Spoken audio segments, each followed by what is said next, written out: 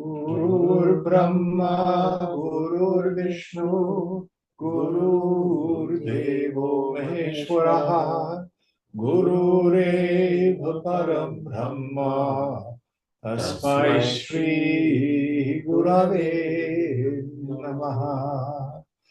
Chinmayam Vyapyat Sarvam, Trailokyam Sacharacharam, Tatpadam Darshitam Yena, Tasmai Shri Gurave Namaha.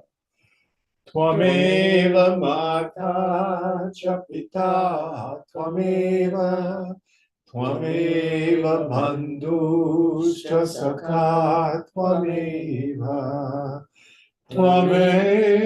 Vedya Dravidam, Tvameva Sarvam Mama Deva Deva, Tvameva Sarvam Mama Deva Deva.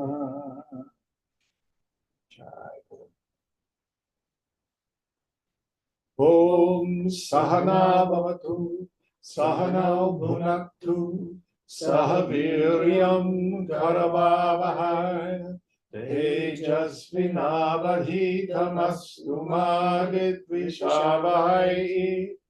Om Shanti, Shanti, Shanti. So we are making our way through the 16th chapter, Divine and Devilish Estate. So we've gone through many of the qualities that are conducive to our liberation, things we can practice, and then some of the bad habits, modes of negative thinking that then become impediments to our sadhana. And Krishna has assured Arjuna, don't worry. You are on the road to liberation. All right, what verse are we on for this evening? 8. Number 8. All right, will you help us out, please?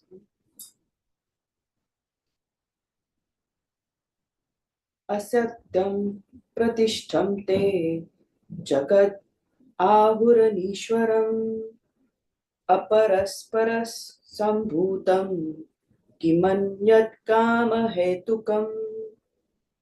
They say the universe is without truth, without moral basis, without a God, not brought about by any regular causal sequence, with lust for its cause, what else? So here again, we're talking about those modes of believing and thinking that are impediments. And again, the use of the word devilish or evil, this is not a moral problem in the end. It is ignorance, which is the problem. So this is a view of the world with a profound misunderstanding of cosmic law. And because of that, we engage in activities which have repercussions we may not expect. So let's parse this. So what was the first idea? They say the universe is without truth. Yes. So these are the materialists or the Shunyavadins. Everything is void. There is no ultimate reality. There is no purpose. When you're born, and when you die, you die. The atheist. the person who has no moral compass. Now, this is a very interesting fact. I have found that there are many people who are deeply religious who live a very adharmic life, full of hatred and judgment.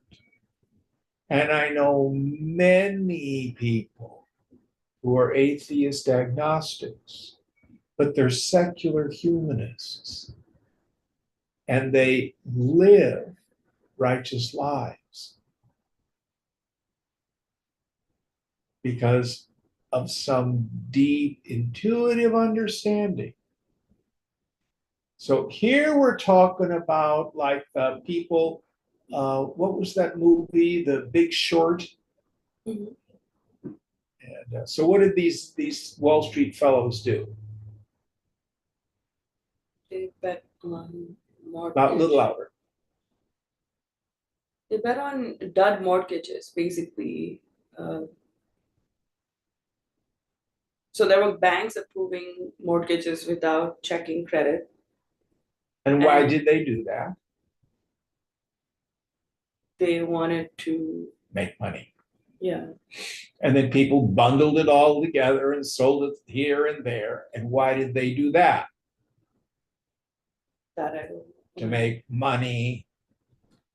And they knew at some point it's going to crash. They just didn't want to be holding the bag when it happened. Let the little person take the fall. Why? Because we don't care about them. They're little people. No moral compass. Next idea. Without moral basis. Yes. Same idea. Because there is no God, because there is no origin, because there is no Dharma, I have no moral basis to life. Why not lie? You're going to tell a lie, tell a big one, and tell it often. We have a whole lot of people in our society who are living that way now. And in the short term, they think it works. Next idea? Without a God. Yes. And even though they may do lip service to a religion, there's a cognitive dissonance between their own moral activity, ethical center, and the teaching of their religion. Next idea. Not brought about by any regular causal sequence. Yes. So this is one of the big ones.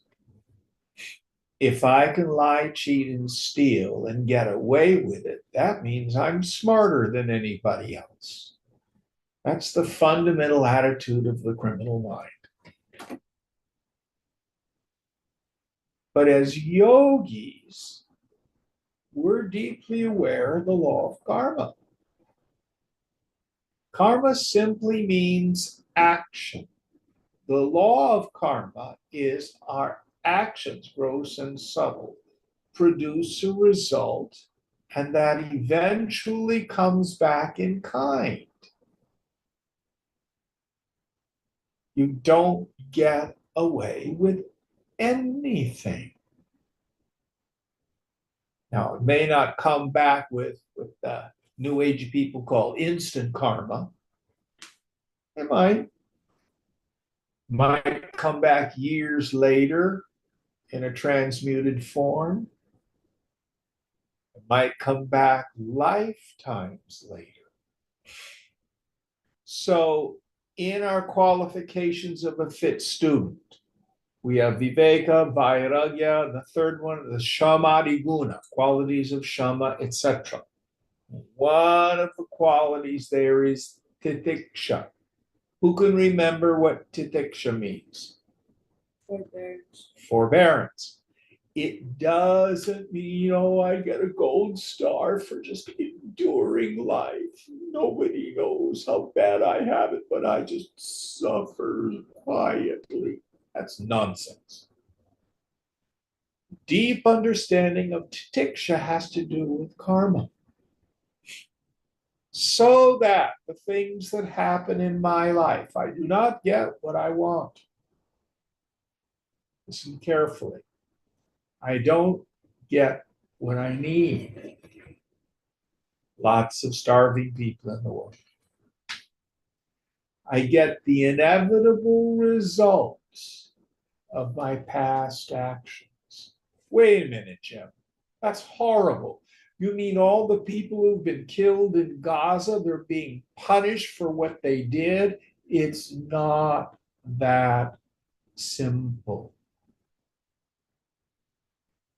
We have no idea what their actions were in prior lives. But absolutely nothing in God's universe happens by mistake. So, if an unfortunate circumstance happens to me, I give up the need for redress and revenge because that only perpetuates cause and effect in a certain way. Break the chains of karmic action and reactions. Return good for evil.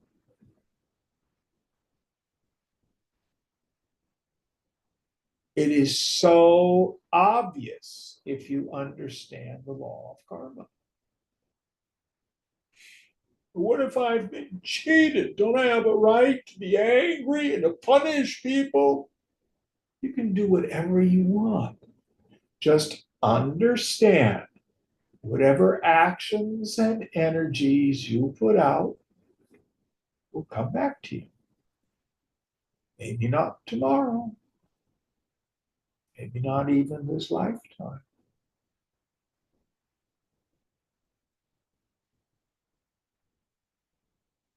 So the yogi understands that the world comes about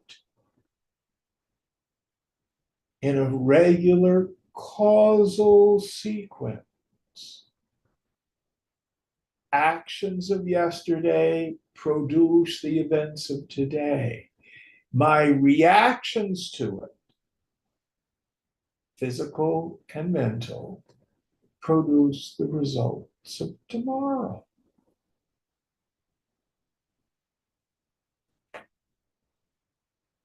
It's very basic. It's very basic.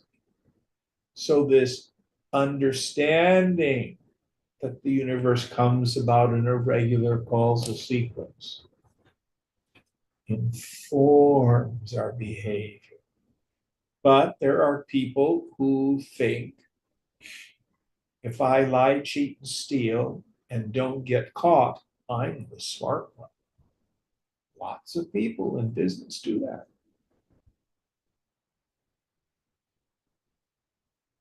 I remember when I was teaching at Cal State Hayward, one of the things that saddened me, now, mind you, I was already visually impaired when I was working there. Not as badly as I am now, but I still couldn't see a whole lot. And the kids thought they were being smart by copying things and pulling one over on Professor Gilman.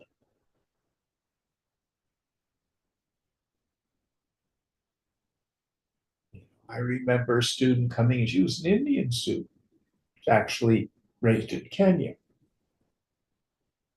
She'd done a term paper, and it's so easy to tell when a student has a particular level of sophistication of diction and vocabulary, and all of a sudden there's two paragraphs that were so clearly someone else's writing.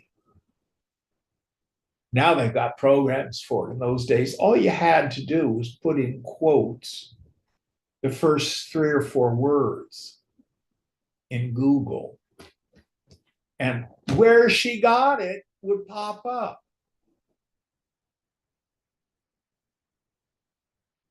She thought she was going to pull a fast one. She wasn't going to write a paper. She was going to cut and paste. No, that's not writing a paper.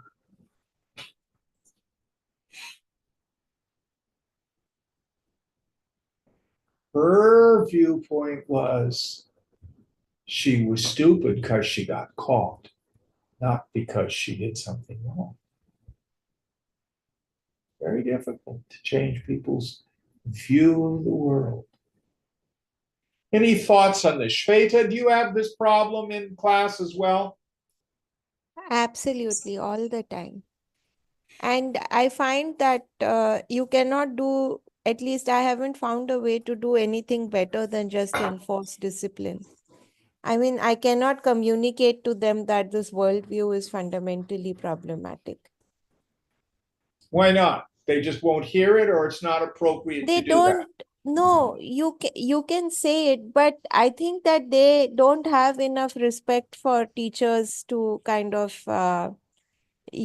take that seriously. So their goals and ambitions are in life are to make a lot of money by and large. And some professor in a government college is not something that they really wish to aspire to, and So they they don't think that, respect you because of your status. Okay. yeah, I mean, they also do respect you, but they also at some level don't think that they think that they assume that you're being moralistic because it's your job, but that the real world does not work this way. Sometimes, like, we've been in coffee shops, and in the at the next table you have students discussing how to pull a fast one over the system. It's extremely common. Yes.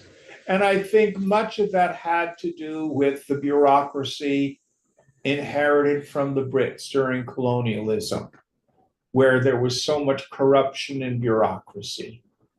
And it takes generations to be able to change those attitudes. Yeah, it's hard to say. I mean, I We don't certainly know the have it here, reasons. and we're not victims of colonial Yeah. occupation. I see what you're getting at. All right, we need to move on, but it's a very important point. The Asura mentality misunderstands this whole idea that what goes round comes round, that our actions produce cause and effect results. The end is the means in a different form. This is why large notions like fighting for peace is a contradiction in terms. Fighting only produces more fighting. Few people understand the deep political value of ahimsa, non-violence. Doesn't mean we don't speak truth to power. Ahimsa is not pacifism, it's non-violence. There's the difference. All right, going on. Do we get all the ideas in this, or There's one more. Okay? With lust for its cause. Yes, with desire for its cause. It doesn't mean the whole world is about sex.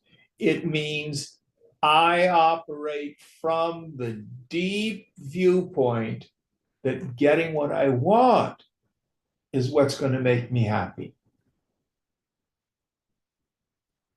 And if we look to our direct experience, it at best is partial, at best temporary. And if we keep attachment, craving, going on in an area of our life, it only gets more and more pain.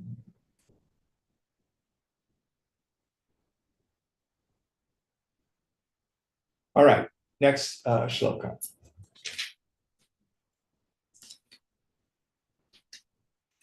एतां दृष्टिमवष्टभ्य नष्टात्मानो मानोऽल्पबुद्धय प्रभवन्त्युग्रकर्माणः क्षयाय जगतो हिताः. Holding this view, these ruined souls of small intellect and fierce deeds come forth as the enemies of the world for its destruction. Yes. So if you have this kind of mentality, you are part of the problem, not a part of the solution.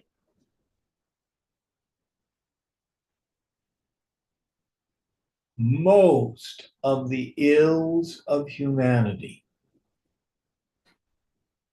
have their cause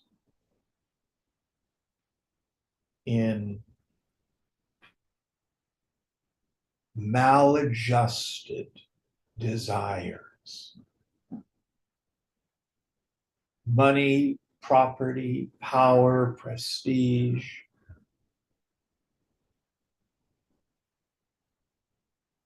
Even religious wars are far more about power than they are about theology. We have, 5 or 6 areas of the planet that can produce enough food to feed every soul on the planet. We have no scarcity. We only have politics, war, otherness, hoarding, fear, violence.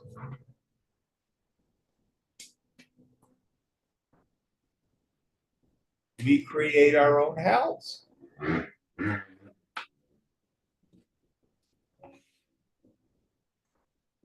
Next verse.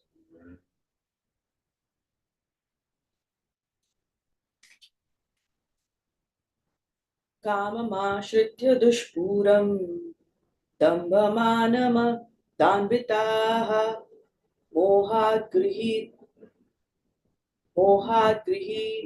गृहीतवात्साद ग्राहान् प्रवर्तन्ते शुचिव्रताः. Filled with insatiable desires, full of hypocrisy, pride, and arrogance, holding evil ideas through delusion, they work with impure resolves. Yes. So, filled with hypocrisy, even though they may say noble things with their words, the politician who says, I'm the one that stands between you and those evil other people. I'm looking out for you when they're really looking out for themselves.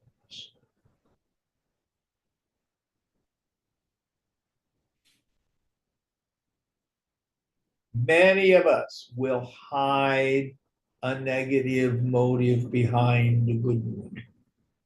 I'm not really gossiping. I'm just letting the other people at work know what's going on with me. I'm venting. They do it too. Gossiping.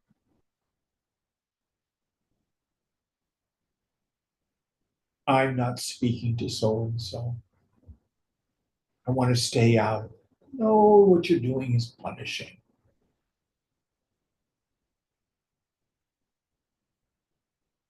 So we get to look at our own questionable motives, which we hide underneath an apparent good motive. It's the human condition. You're not unusual if you do this, but it's hypocrisy.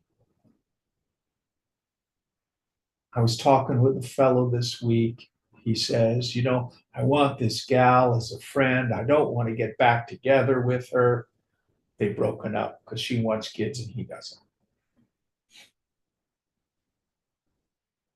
And then, well, she came over and we slept together that night. And then she's crying and stuff like that. I'm trying to comfort her and stuff like that. But I don't want to get back together with her. And I said, dude, your words and your actions are in dissonance. Your actions say the relationship's over, you want to move on. Your words say that. Your actions are, come, let's see if we can get back together. You slept with her. Hypocrisy. We all do it. Next idea. Filled with insatiable desires. Yes. So Gita uses this wonderful metaphor that desire is like a fire, that I think if I pour oil into it, it will satisfy it. What happens when I pour fuel into the fire? It just gets bigger. I remember so vividly Swamiji saying this, and everybody laughed. If sex were satisfying, we'd only do it once. And with so many things in life, the more we get, the more we want. The satisfaction of desires does not end desire. It feeds it. They become insatiable. And many of us, if we look at our lives, we'll see that we have addictive relationships with many, many things. The more I feed it, the more I want. And then it becomes tyrannizing. Next idea. The next idea was actually hypocrisy, but you covered it, so I'll go to the next one. Okay. Pride and arrogance. Yes. So ego's strategy with pride is it always tries to make itself a little bit better than everybody, or pride in reverse. Oh, I'm worse than everybody. Oh, you don't understand my problems. I came from an abusive home. I had a dysfunctional childhood. My mother died when I was 11. I have it worse than everybody. That's why I'm a mess. That's still pride. The opposite is also true. I'm just a little smarter than anybody. I was working with someone just this morning. Here's a slogan for you.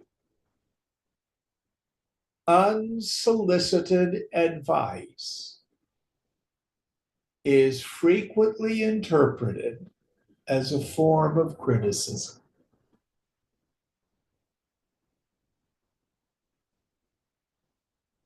How many of us are convinced we can run the universe much better than God or even other people? So I've always got an opinion about how you could do this better and you could do that better. And this guy's been complaining about how his boss has been picking on him. And finally, this morning,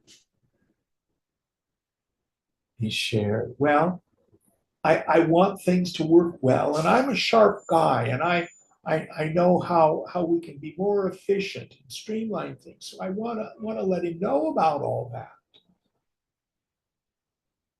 So he tells his boss that, not realizing that his boss probably experiences it as criticism.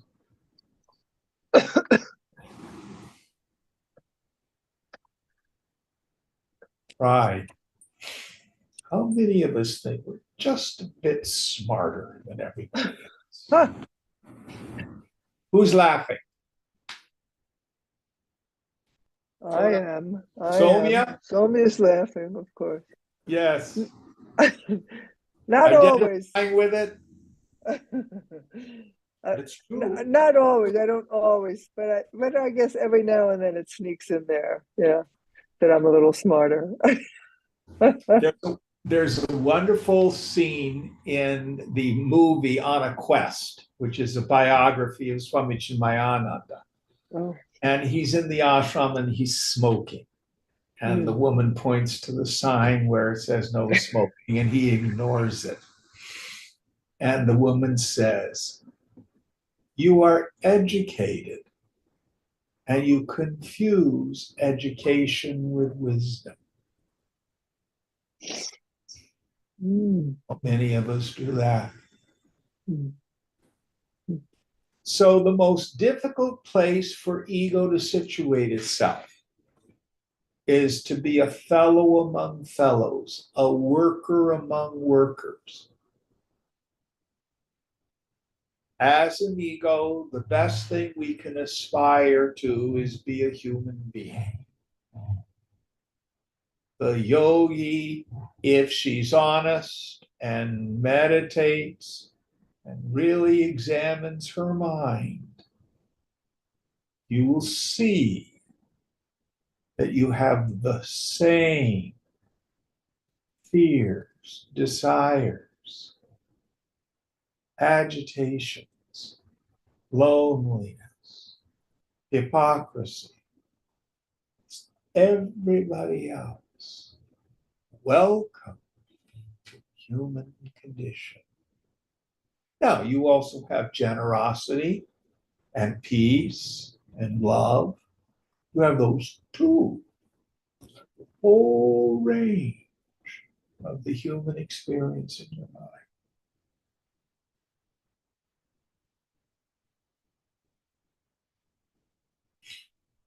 Now, ultimately, we want to understand I am not the mind, I am not any personal sense of self.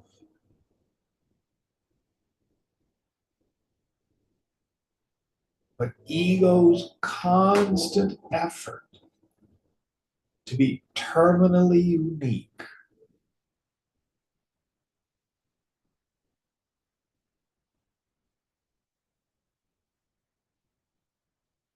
what's the line you hear? I'm the piece of shit that the whole world revolves around. Is that our view? And pride is a way to try to bolster, reinforce, make this personal sense of self solid. And it's always a futile effort. All right, is that all the pieces of that verse? Oh, no, there's more. Jim, may I add something? Certainly. So, just about this, suggesting things being better or and so on. I feel that I just want to add that it may not necessarily be coming from pride, right? Like you may genuinely have ideas and you may be suggesting them. But I guess that if people are not taking them, like in your example, if the boss is not responding well to those ideas, then you can learn to drop it. But you should not necessarily stop suggesting things or trying to make things better according to your best intelligence and intentions. Well, it depends on the environment. And what I tend to do is if I'm in a relationship and I see a possibility, I will ask, may I make a suggestion? And that at least allows the other person to buy in. Doesn't mean they're going to agree with it, doesn't mean they're going to do it. But if we go through life saying, well, I think this is a better way to do it, and I think this is a smarter way to do that, and this is more efficient, and we're doing this wrong and we should do that. Unsolicited advice is perceived is interpreted as a form of criticism. That's the point. So we need to be careful. And where I see it a lot, I jokingly tell people I'm a blind backseat driver with a poor sense of direction. It's a bad habit of mine. And I'm working on it. I've been working on it for decades. But keep your damn mouth shut, Jim. So-and-so who's driving the car has driven for the past 30, 40 years. They've gotten from here to there without my advice. So if they take a route that goes a bit longer, so what? Well, so this is something that I personally struggle with a lot in the workplace. And I've tried to look at it a lot from the point of view of this discussion that, is it pride? But I feel that, for example, we will have a policy. This is hypothetical a little bit, but also real. Like, we will have policies that are extremely rigid and, place a lot of restrictions on what people should do and so on. And there will be other universities that have in that arena something much more flexible, and it works better. And it works better in a measurable way. Like, they manage to do things that we don't manage to do. So then I will point that out. And it is indeed taken as criticism, like you said. But I feel that, well, I mean, this is how other places are doing it. They're doing it and it's working better, and we should also adopt it. Well, But my suggestion, which you have not asked for, remember, is be solution oriented. So what I would ask you is the way in which you're approaching it. Have you been able to change people's minds? Have you been able to move policy in a different direction? Doesn't it sound like. depends. It depends actually person to person. So some people are much more receptive and they take it as a helpful suggestion, and they're open to the idea that they don't know best and other people's suggestions may be useful. So such people, indeed, there are lots of things which I initiated, which did, get implemented, etc. But then there are some people who take it as a personal insult of a sort. Yeah. So only you can figure that out. I don't want to go too much into it, but there might be value just getting some feedback from people you trust. This is the kinds of things that I try to do, and I get pushback from so and so. Do you have any thoughts about how we can do this in a more constructive way? Maybe there's a better way. I don't know. Yeah, sure. But institutions, by and large, tend to be very bound by tradition. Very hard to change. I'm curious. So you work for a huge bureaucracy at Salesforce. So I was actually listening to what Shweta was sharing, and I think what was remarkable to me is when you give feedback or you give a suggestion, a constructive suggestion to someone who is in fact willing to be solution and business oriented, then they are open and they think of it as a let's solve this problem together. But when they get triggered, it's either the giver of the feedback or the receiver of the feedback that their ego is activated. Yes. And oftentimes you can tell whose ego is activated versus not. You know when ego is active in that two-way dialogue, and then you hit upon a wall. But when ego is absent on both sides, there's often a constructive outcome. So how would you communicate in a way that is less likely to activate people's egos? it has to be asked as a question rather than a suggestion. Oftentimes. And make it about the business and not the person or the context. Like if the moment a conversation starts with pointing the finger at someone, the conversation is over before it's begun, usually. Excellent. Was that useful, Shweta? Yeah, I guess. I mean, I actually think that, yeah, maybe we can discuss this later at some point. You and Deepa, because she's quite a successful manager in a huge bureaucracy. And I'm not. I avoid bureaucracies. I have an abusive boss. I'm self-employed. I tell people. That was a joke. Yeah. All right. Next idea.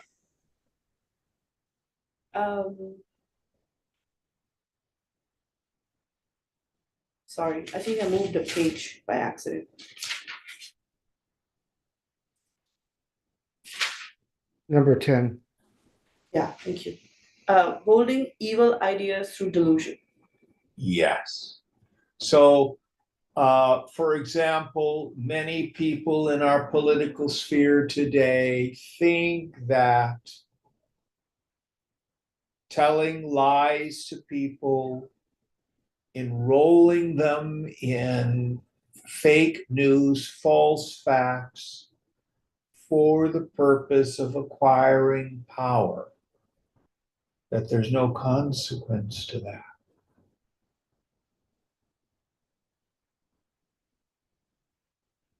That's probably the clearest contemporary example we have here in the US.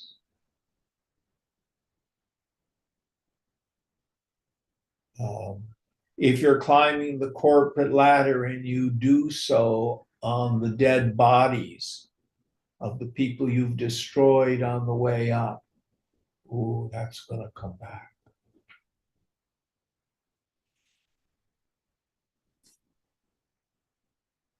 So we act in ways that are destructive of our environments, corrosive to the society, because we act from motives that are rooted in ignorance.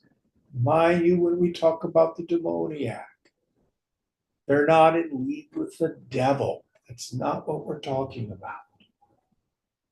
What we're saying is these are people with an idea of the world that not only is corrosive to their own soul, but leads to suffering in the community.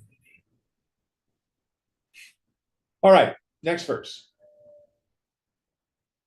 There's one more. Oh, okay. They work with impure resolves. Yes.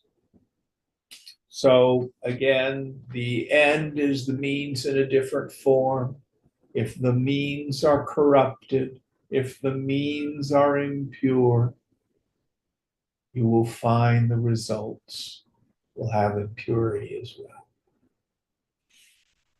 If you get where you're going by lying, cheating, and stealing, it will catch up with you.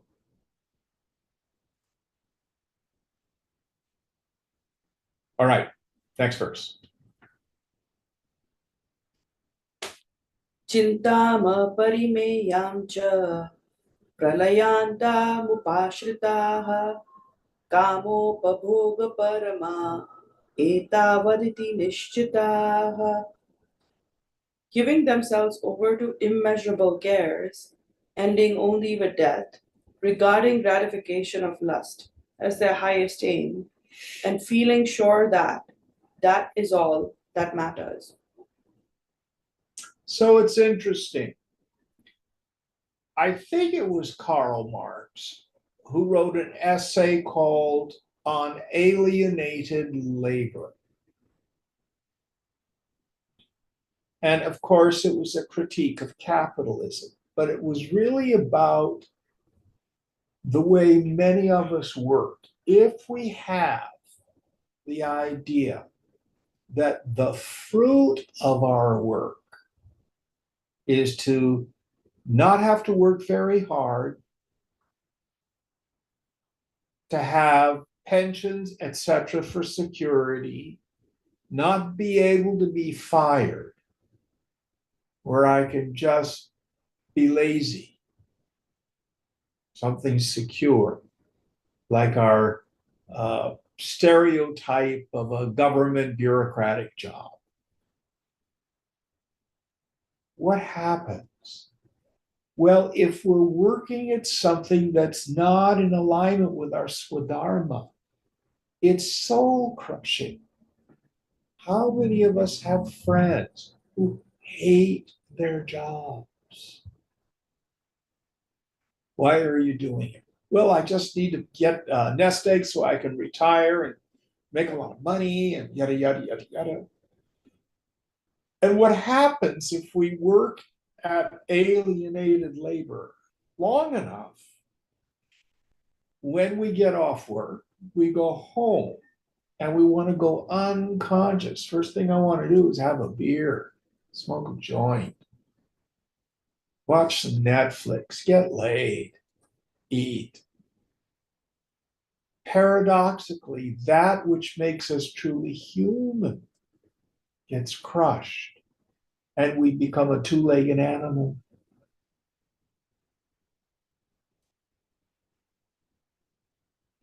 So this is why it's so important to get in touch with our Swadharma. We have a spiritual right to work at what we love. Now, if a big part of our adulthood has been in alienated labor, it can take some time to explore. Work is the highest form of play. Play is the highest form of work. And if we love what we do, we can work hard, but we don't have the efforting.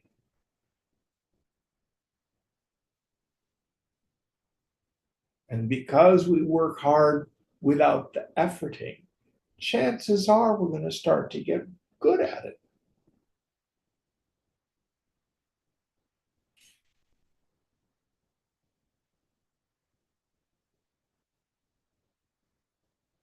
Very important point.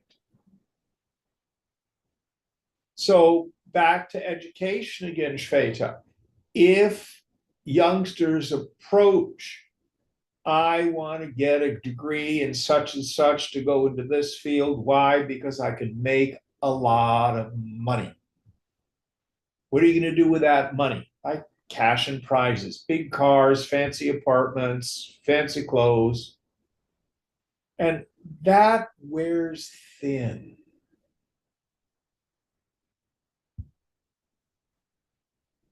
And when you're 40, 45 years old, you have a midlife crisis, you divorce your spouse and get a red sports car. Maybe that'll do it. It's very different than the person who discovers what their passion in life is. And we're built to work. Everyone is. Your work may be sadhana. Your work may be engineering or sales. But it's not meant to be a means to an end.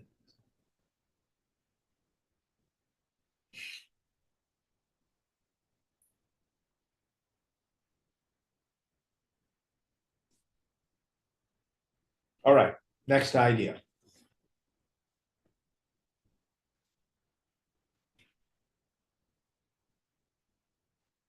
Um, I think we got done with the ideas. All right, next verse.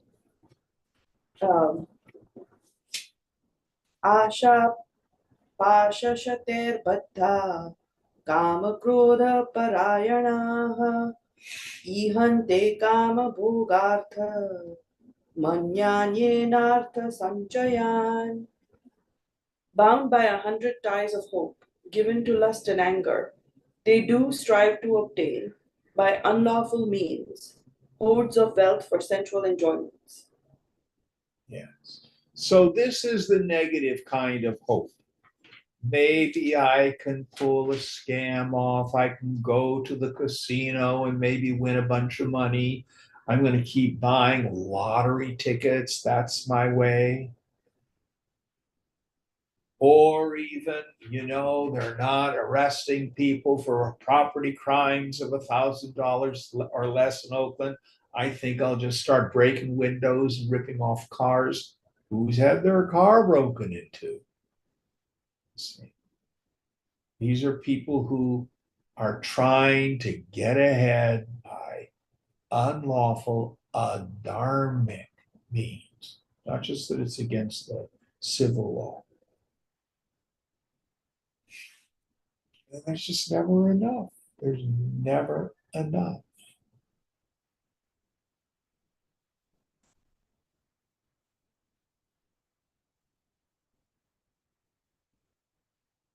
One of the things Krishna said, I think it's in the 4th chapter, no one is more fearful than a wealthy man.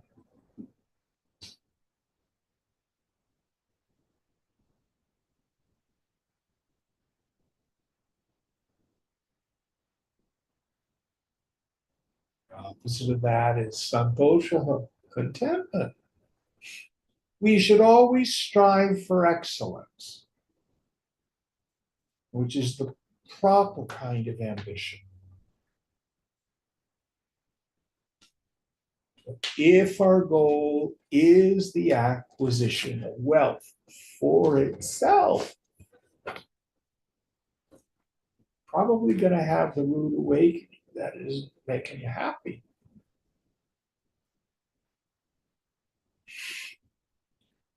Shweta, do you do any kind of advising for graduate students? Yes. Do you have many of them who think, oh, it's all going to be so different when I get my PhD? And then they get the PhD, and life is just life. So you're Dr. So-and-so. It doesn't fix relationships. It probably isn't going to fix your finances. Have you come across people who've had that kind of just, oh my God, I thought this was going to make everything different? I mean, that happened to me. Yeah.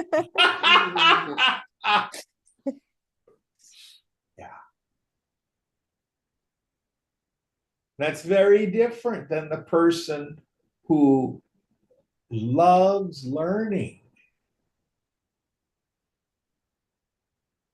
I have another friend who's actually a priest, but he's teaches English at a Catholic university on the East Coast near Boston.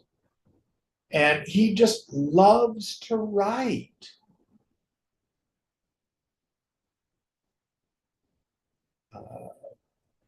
So he's probably the nation's expert on Flannery O'Connor, American Irish descent writer.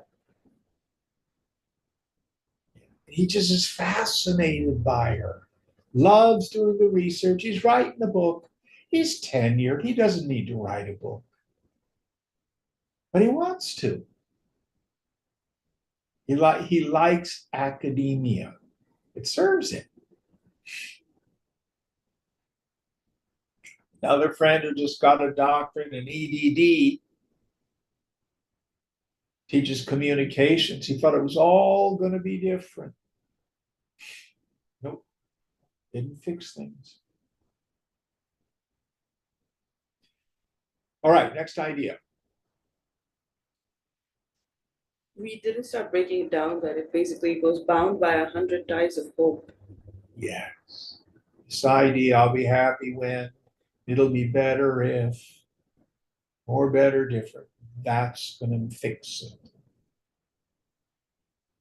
Next idea. Given to lust and anger. Yes. So, what is the spiritual definition of anger? This is an important notion. What is anger? Anger is thwarted desire or unmet expectation. That's what it is. If I'm angry, I either didn't get what I wanted, or I had an unconscious expectation that a person or a situation would be a certain way and it didn't turn out that way. Guess who's got the problem? If I'm upset, no matter the cause, I'm the one with the patient. I'm angry, I have thwarted desire, unmet expectation. My problem. That doesn't mean they're right and I'm wrong. Please understand that. The world and its people are oftentimes quite misguided. But if I'm upset, angry, resentful about it, that's my problem. Next idea. Jim, sorry, could I again?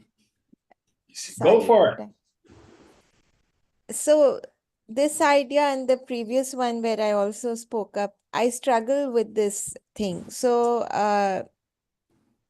in terms of giving suggestions and so on, I feel that there are situations where I have ended up quite angry and I'm not quite sure how to deal with it. So as an example, I feel that the bureaucracy here can be very, very rigid about things which don't really matter. So, for example, when we have faculty candidates, we have some eligibility criteria that they're supposed to satisfy. And you may have a person who's exceptionally good, but is a little bit different in some small respect. And for instance, the other institutes that compete with us, they don't care about it. And, they will process the application. But here we will go all hammer and tongs at the fact that, there's a little bit of a difference. And we're just very, very we worship the rules to that extent. And we lose out on very strong people because of this. So this is the kind of thing where I have been very open and insistent that we should not do it like this. And it has not worked, and I have been angry. So it is a thwarted desire, yes, but it's not a selfish desire. I mean, it's not like I was getting something out of it. Many of our control issues are not selfish. It's just because we think we know better. And frequently we do. So when we do know better, in this case, because here, for example, the competing institutions are doing already what I'm suggesting that we do. So it's not about me and my suggestion, right? I'm pointing to other places that are already being more flexible. And I think that's probably a very good idea to let the administration see that, know that. We lost Dr. So-and-so because of our policy. They went to this institution, we lost out. But that has nothing to do with whether or not you get angry. So remember at the beginning of the book, Arjun says to Krishna, drive the chariot between the two armies. And Arjuna looks over there and he thinks, we're not doing it right. We're fighting our cousins, my grandfather, my archery teacher. Maybe we're doing it all wrong. Not only that, in the end, this war will cause the breakdown of the family. The ancestors won't get their rice balls. What is it called? Binda. Binda, yeah. And what Krishna's saying is, dude, you're focusing on the wrong stuff.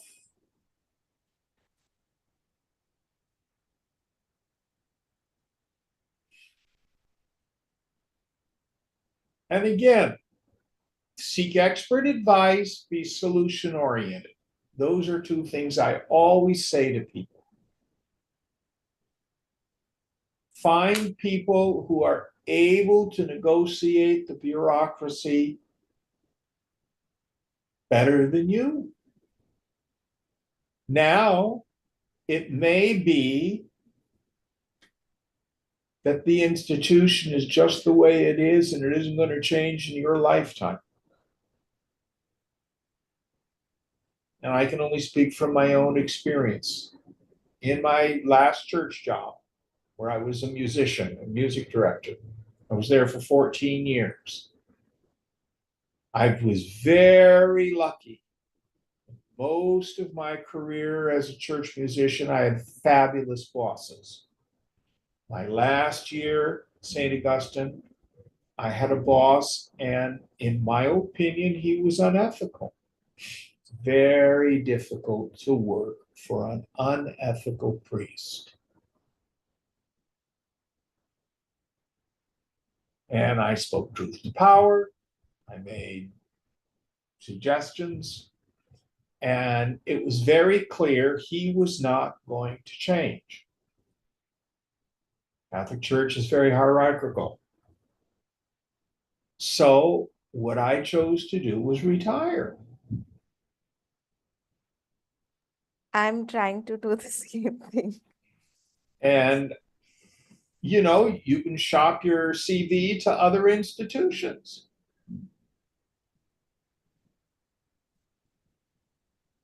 There's lots of options, but seek expert advice, be solution oriented. It sounds like you're knocking your head against a brick wall and they're not going to change. If that be the case, accept or take care of yourself, whatever you need to do. I don't know. But I do know what it's like to work for a hierarchical institution that's incredibly bureaucratic and very conservative and traditional. Been there. Yeah, and sort of real people get affected by this. I mean, students, applicants, because of being so rigid and rule oriented, we frequently do the But wrong thing. sweetheart, listen to me. Is the reality of the situation, it's not going to change. I think, for example, it was absolutely an injustice that the Catholic Church did not ordain women. I had so many women colleagues who had divinity degrees, who were better educated and brighter than most of the priests. Many of them had great hopes that the church would change after the Second Vatican Council. Guess what? It didn't happen. My lifetime, probably for a long time, the Roman Catholic Church is not going to ordain women. That's just a fact. Is it unjust? Yeah. Is it stupid? I think so. But it's a fact. So we accept, we live with it, we work around it, or we leave. Or can I interject? Please. What I want to acknowledge on Shweta's behalf maybe is the fact that I have the privilege of working in tech, and there's a shared contract of fairness socially within a tech company. I don't think that exists in traditional institutions like universities and maybe churches, right? Like, so there's definitely that brick wall that you spoke of. But I think when I've encountered brick walls myself, and not that I'm a standing example, but Vedanta has helped me in that it has allowed me to drop the struggle and just treat it as, like it's something I cannot change. And so reaching radical acceptance, like this is also the universe. right? Like this is creation. And so it's kind of like accepting Trump as president. I don't like it. It's a brick wall, but I'm going to live with it for 4 years. That I think where Vedanta really helps is picking and choosing your battles. And then if you want to choose the path of the warrior, then that's a different posturing internally. And when you want to choose the path of the yogi, that's a different posturing internally. Just knowing which one you want to be in that moment helps. Very good. Very good. What's Yeah, the that's definition of acceptance?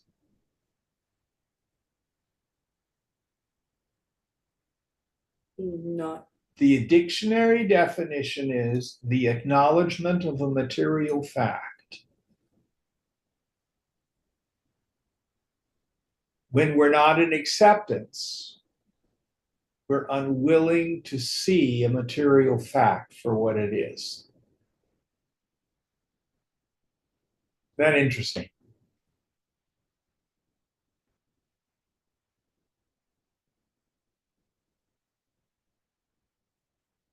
So my suggestion, which you have not asked for, Shweta, is talk with who are you?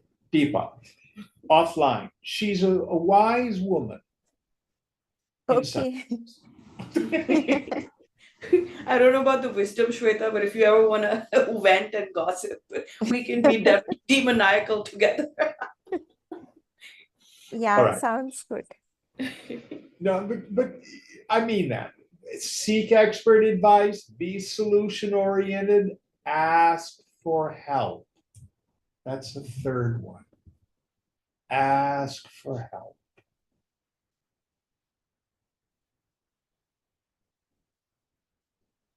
And take it easy. God's in charge.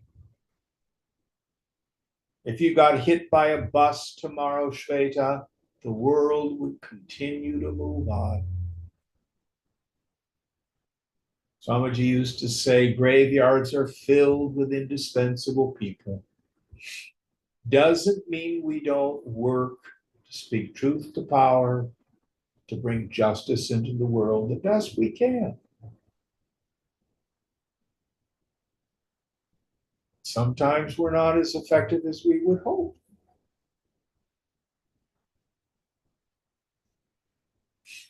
All right, we'll end here.